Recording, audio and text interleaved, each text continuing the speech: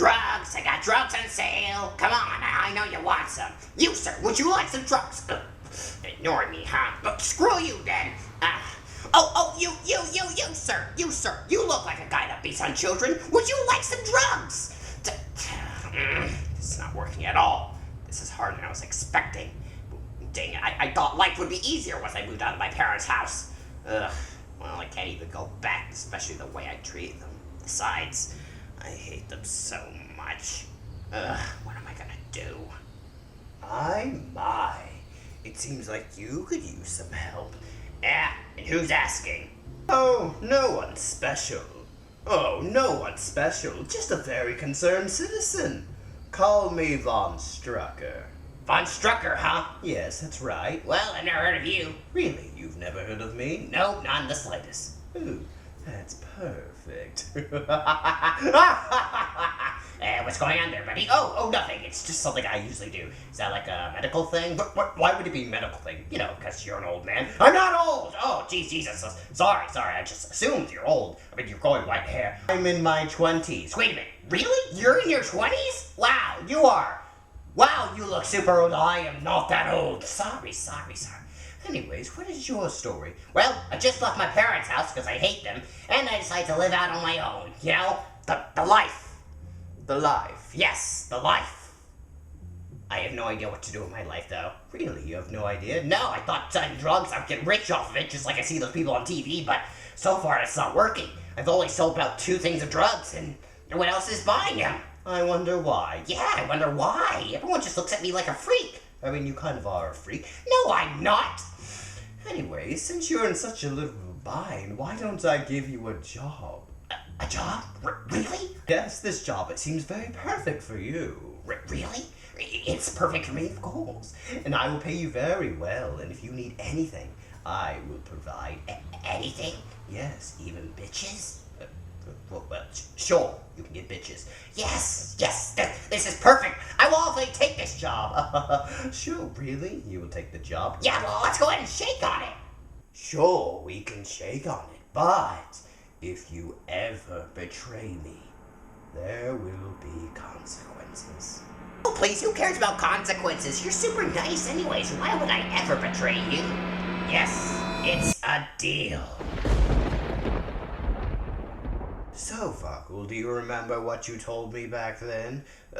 Why do you have to keep bringing up the past? Because you broke our agreement, and that is why I killed your mother.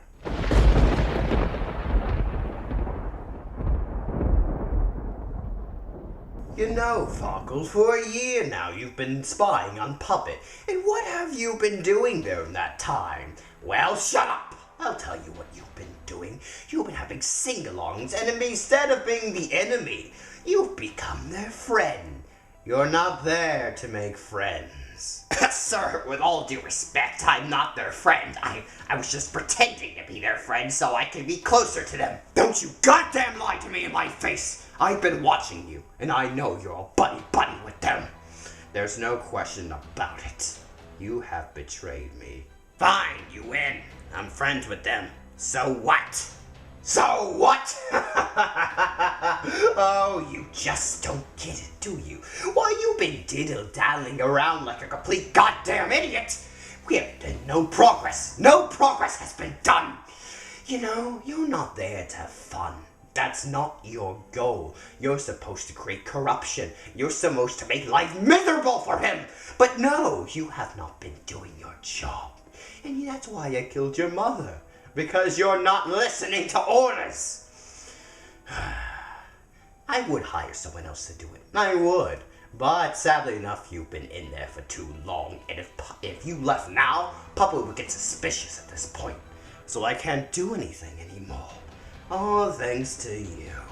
I have been doing stuff. I mean, I did kidnap Muriel. Don't you remember? I have been listening to you. Oh, yes, I remember. But we weren't able to convert her to turn against Puppet at all. Instead, she defended him. He's probably now suspicious of me because we kidnapped her. All thanks to you. And how is this my fault? Oh, so you would start yelling at the person who provided for you, who gave you a home, who gave you a job and money and everything you ever need. You would start yelling at me. Sorry, sir, I forgot. Yes, you did forget. Now, it's finally time to stop diddle-daddling around. It's time to actually complete phase 2 of my plan. And it's gonna start with you, farkel. I want you to create chaos. I want you to break up the friendship with Derek and Puppet. I don't think I can. You will find a way. You must do it. Or the next person to die is your father. And I don't think you would want that. Now would you? Of course, sir. I'll do my best. And of course, if you fail this mission, remember once your father is dead, you're next on the chopping block. I know. I won't fail you, sir. I promise I will complete this mission. Good. Now get out of my sight. Of course, I'll leave. Just you wait, Puppet. I will get my revenge. And everything you love will be destroyed by me.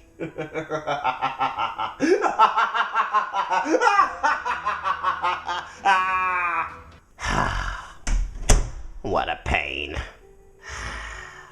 Hey, Farkel! Huh? You're late again. Oh, yeah, so sorry about that, Puppet. No, sorry about me. You know, every single time around this month, you go somewhere without telling me. You just leave off and not even tell me about it. When you have work, where do you go? It's none of your business. None of my business. You are late. It is all my business. You know what? I told you, it's none of your business. So if I say that, it's none of your business. So leave me the F alone. Ugh, jeez, fine. I won't bother you about it again. Thank you. Jeez. Oh, Puppet, I need to ask you something. What is it, Mr. Yells a Lot? Listen, I'm sorry, I'm just going through something right now. Is it with your dad? What? No, it's not with my dad. I mean, maybe family related, but no, it's nothing about that. Well, what makes you mad? Well, yell at me like that. That makes me mad. No, other than that, what would really make you mad? What would make you mad? What would make me mad? A lot of things would make me mad. I mean, Luca. He makes me mad so much. Yeah, I understand, Luca. Anything else? What is something that is precious to you? Your prized possession. And if something happened to it, you would hate that person forever. That's oddly specific, but, well, my DVDs. Your DVDs? Yeah, I love collecting DVDs, and I don't know why. It's just, I love owning a physical copy of all my favorite movies. Some of them are pretty bad, like I did just buy Cats, but, you know, I love all of these things. This is my life's work. That's kind of a shame if that's your life's work. Shut up. Anyways, if someone did steal these things or broke it, I would be so mad. I mean, you remember when I accused you of stealing my DVDs back then, right? Yeah, I remember that. You got pissed off. Yeah, this would make me pissed off. Yeah, this would make you pissed off. Yeah, I just said that. Right. Right. Anyways, are we doing something? Yeah, we have to find the review Onward, because everyone's been bugging me about it, so I guess we have to review it now. Yeah, I mean, you haven't reviewed that. Yeah, I just said that. Anyways, let's go ahead and start reviewing it. Okay. These DVDs, huh? Are you coming? Right. Thank God we finally got an actual original Pixar movie. I'm kind of tired of these sequels. I mean, did we really need a Toy Story 4? Did you all want one? Did you? We didn't need one. The story all wrapped up nice in a little bow. All nice, but we needed another one.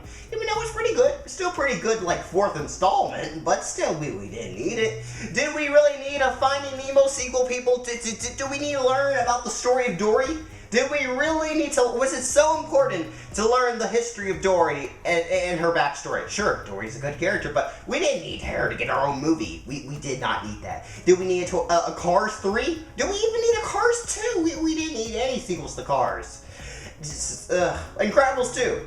Well, actually, we all wanted that one. That was actually the only sequel that we needed because it's a superhero movie that you can expand upon. That's the only movie you can actually possibly expand upon, okay? That's the only one you could. And I'm okay with that one because I actually wanted that sequel. But the rest of these, well, we didn't need this shit. The last original movie we had was Coco. And when I saw the trailer for Coco, I thought this was, I didn't think it was going to be bad. It just didn't interest me at all. Until I saw it and I'm like, God damn, was that a good movie. Man, was that a good movie. Good songs, good story, just good characters, good twist. Like, great film. I was not expecting much from it. It's like one of my favorite Pixar movies of all time now.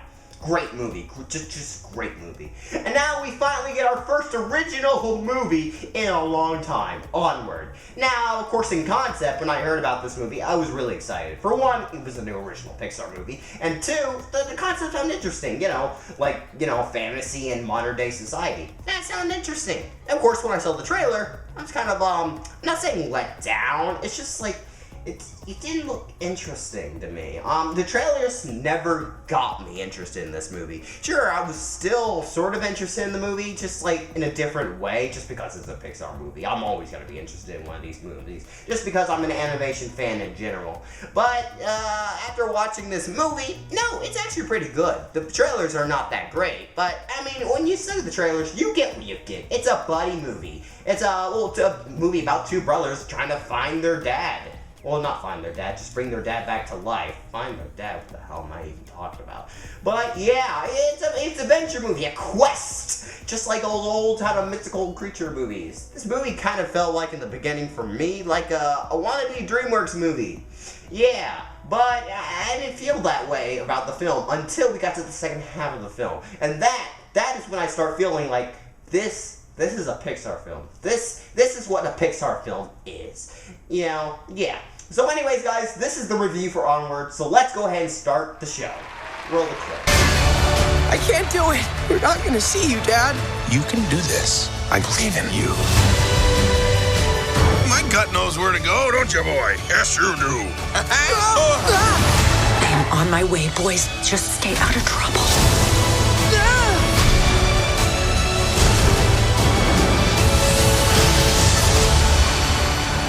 The movie Onward takes place in a magical, mystical world full of magic and fairies and elves, goblins, and mermaids, fairies. I think I already said fairies. But all these cool magical creatures, and of course they use magic because it's magic. Who doesn't like magic? It's mystical. It's magical because it's magic. I really don't know where I'm going with this, but it's magic. And of course, once they discovered the light bulb and different ways of technology, they're like, well, screw this shit. Who needs magic? Well, we got light bulbs, bitch. Come on. Let's not use magic anymore. And so people stopped using magic, and they basically come to our time. Well, not technically our time, but, they're advanced just like us. They got smartphones, flat screen TVs, they got house electricity, they got everything we have, which is boring. I mean, who wants to see our society? I mean, it's super generic. I mean, I guess that's why I wasn't that into the world, because it's just our world, just mystical, I guess, with just really ugly creatures. I guess that's it. That's their world. I don't really care. I mean, in monsters, like the monster universe, it looked interesting. There's different ways society works. There's accommodations for the world the monsters live in, but not here. Now, there is zero accommodations for any of these creatures. If you're not an elf, well, screw you, buddy. You don't get any accommodations. You want to ride a car? Well, you have to be an elf, and if you're just gonna have to suck it up. No accommodations for you. There's zero accommodations for any, like, fairies. Like, a group of fairies have to drive one regular-sized motorcycle. They don't make motorcycles for, like, little fairies. No, they don't. They don't. They don't.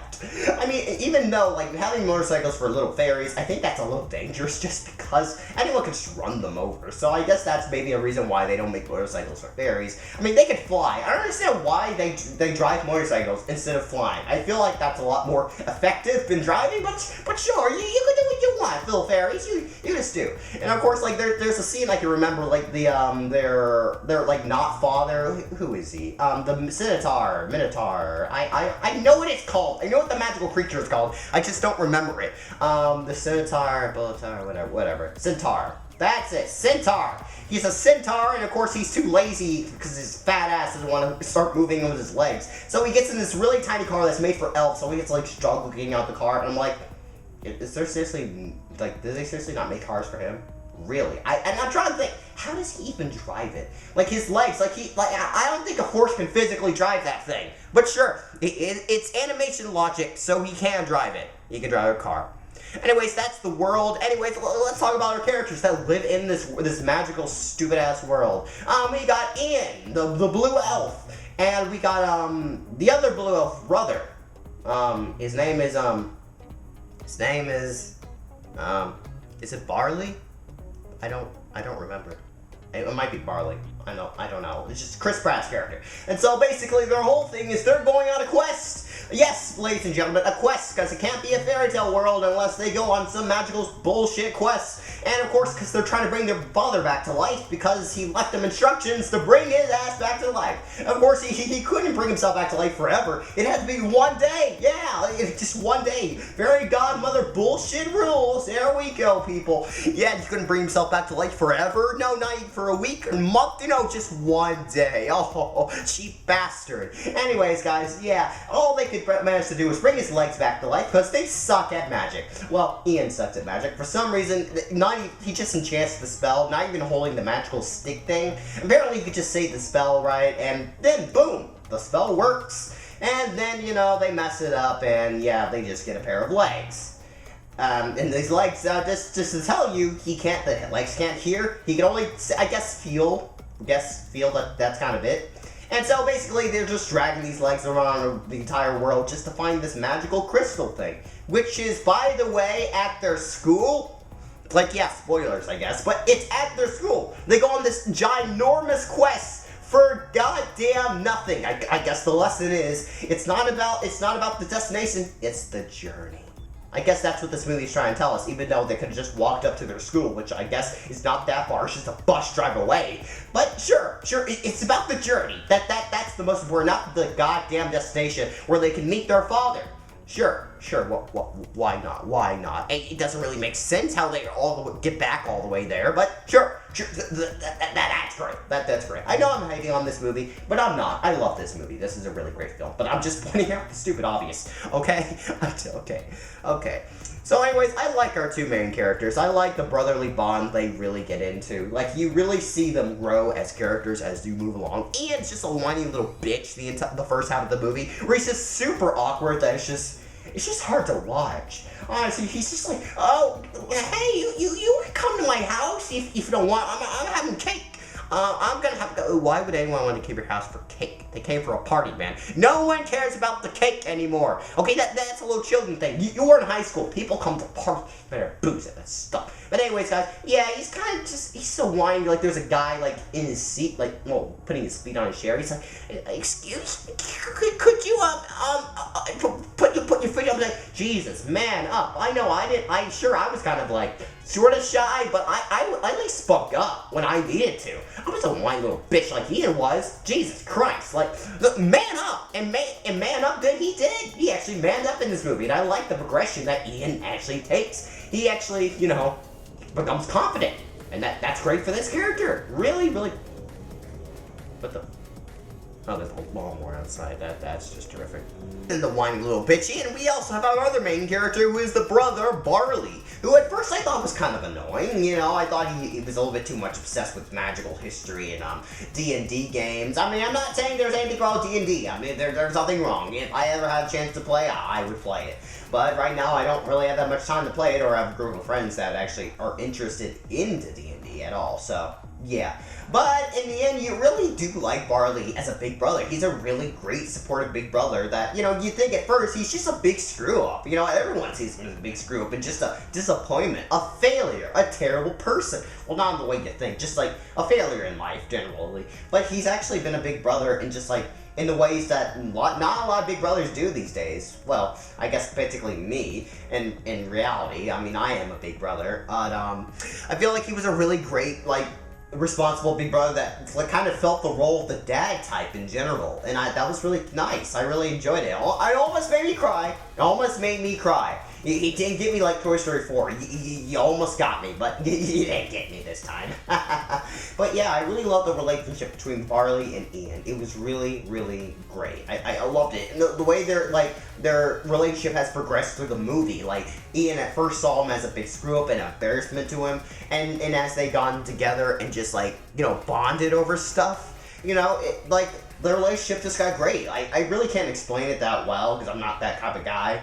But it's just, yeah, I love the relationship a lot. And Barley's a really great big brother. Like, I feel like in this situation, it would be easy for Barley to get jealous over Ian because he actually learned magic, and Barley loves magic. That's all he's lived for. You know, learning magic spells and playing D&D, that's his life. Magic is his life, and the fact that his younger brother was able to do it, you know, it would make him jealous. You would think it would make him jealous, and if I were in that situation, I'd be jealous a little bit too. But no, he was just really supportive of Ian, and that was incredible. I love that. I love that they just make like a little twist where he's just super jealous of Ian. Like, he's actually happy for his brother, and that's the kind of brother you like. He's really great. He's a really great written character, and it was really shocking for me that he was the one that got the chance to say goodbye to his father instead of Ian. So at the end of the movie, basically, they fight that giant dragon, which is, it's pretty funny. I love that little scene. That's a really good joke.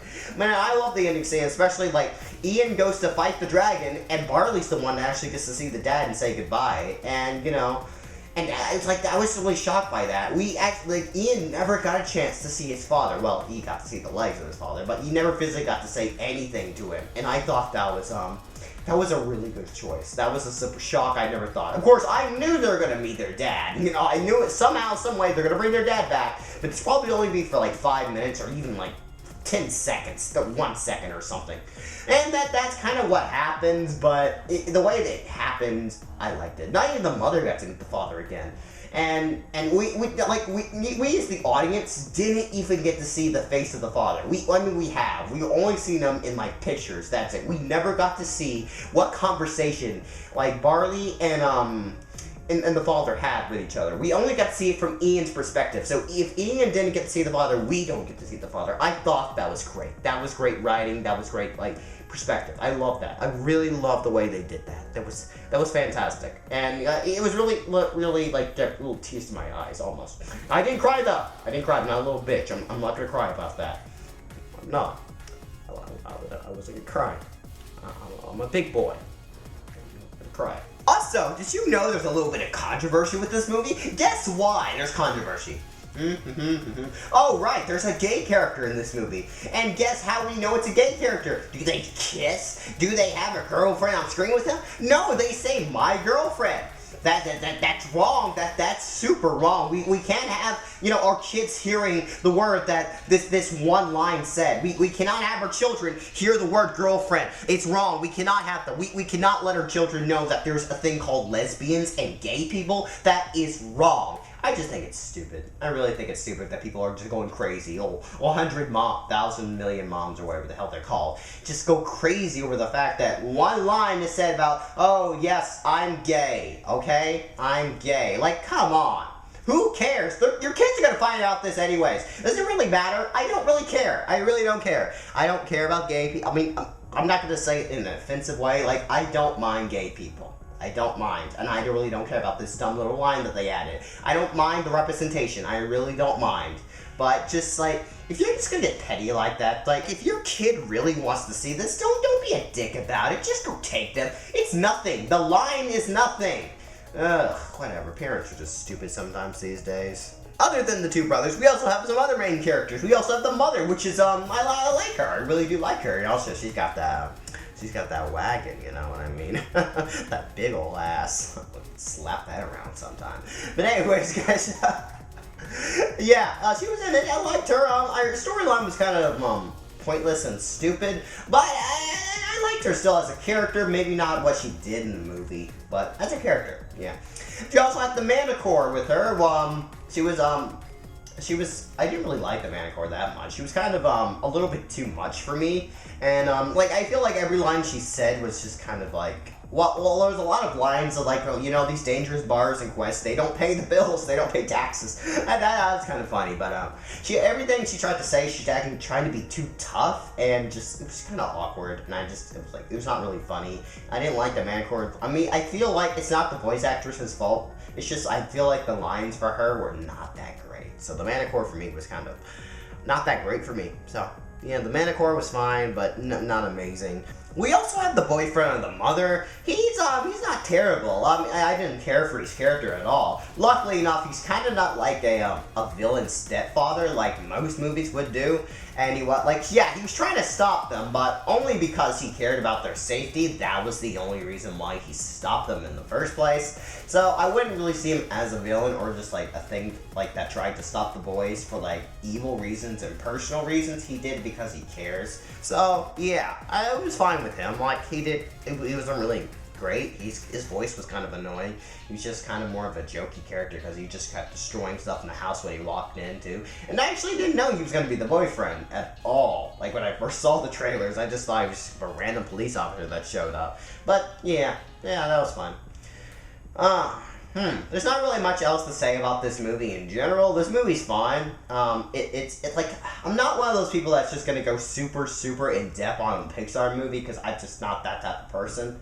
I kind of did earlier on. I like the brotherly bond that they share. And, you know, the dad stuff. That was, I didn't really laugh to it. I mean, there's a lot of funny lines in this movie. I can't remember it per se, but there was a lot of funny things in this movie. Actually, I kind of enjoyed the ferry chase. That was actually kind of funny. The ferries, I don't know why, but the ferries actually did kind of crack me up. So, the ferry chase, but it's a typical road trip movie, so, you know, of course, they're gonna go to meet some biker gangs. They're gonna get chased down, have a bar fight or something. They're gonna get into a bar, they're gonna knock down some motorcycles. So it's a basic, like, road trip movie. Yeah, it's basically that.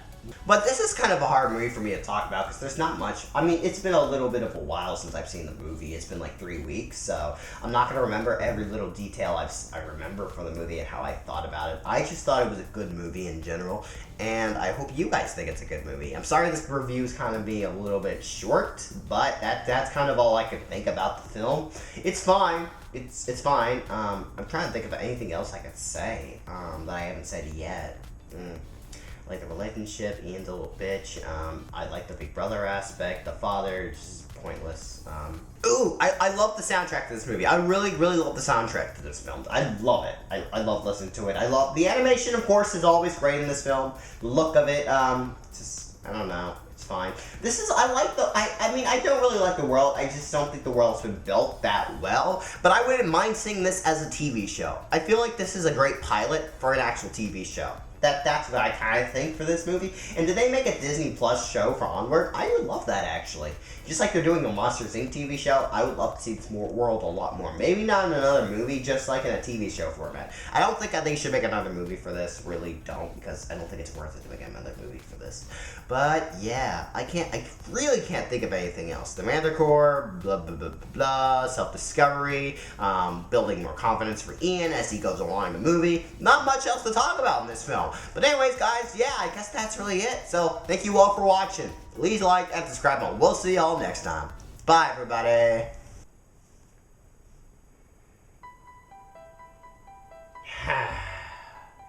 I really wish I had to do this. I really do. If I'd known what I was going to get into when I made that agreement with him, I would never have done it. Never would have done it.